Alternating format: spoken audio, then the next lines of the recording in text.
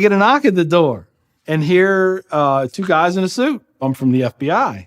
The first thing I have to say is, what took you guys so long? I told them the truth. I was going to make my own IED, and I was going to set across the Islamic Center over in a bank's parking lot, and I was going to dial it in and just watch the show.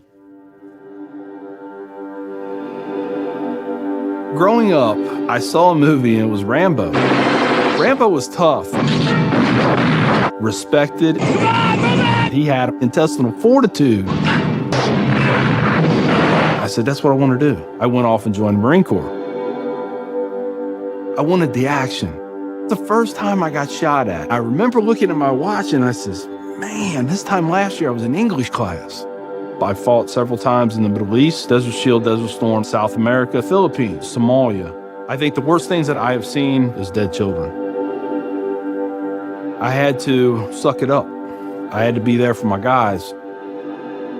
Each one of those teardrops stands for a confirmed kill. I stopped adding after 26. Where I was taught, Marine Corps, just own it and then let it go. But there comes a time when there's too much of that and you can't turn it off anymore.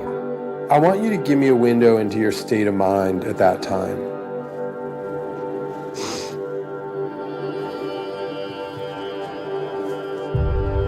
One time, my wife and I went to a DSW, and I saw in the distance these two women in black burqas in my store.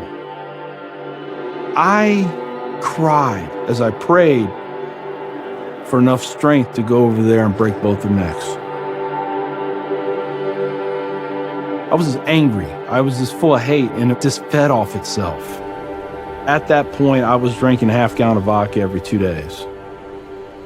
I had devised a plan, create my own IED, homemade bomb, and I was going to set it off right outside the Muncie Islamic Center.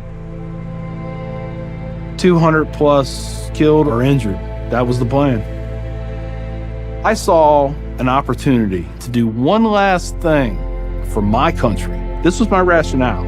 I knew I would end up in a federal prison with a needle in my arm. I didn't care. My hatred of Islam, it was the only thing that was keeping me alive. So one day my daughter comes home, second grade maybe.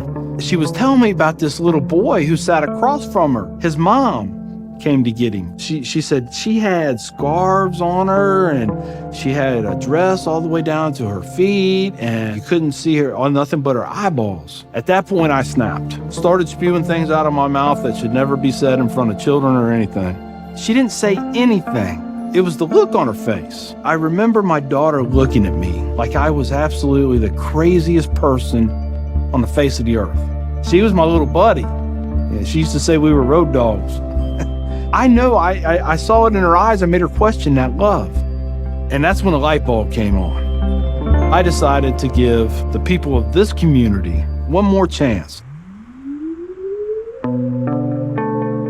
So I went to the Islamic Center, see a gentleman in the shoe room taking off his shoes. He looks at me and he smiles.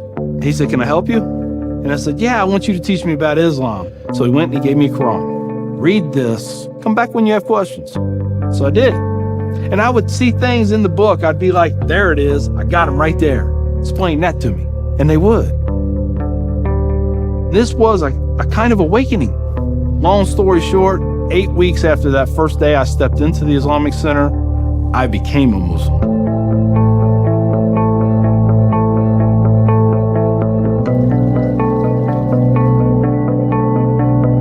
I'm a Muslim, a veteran, and a proud American.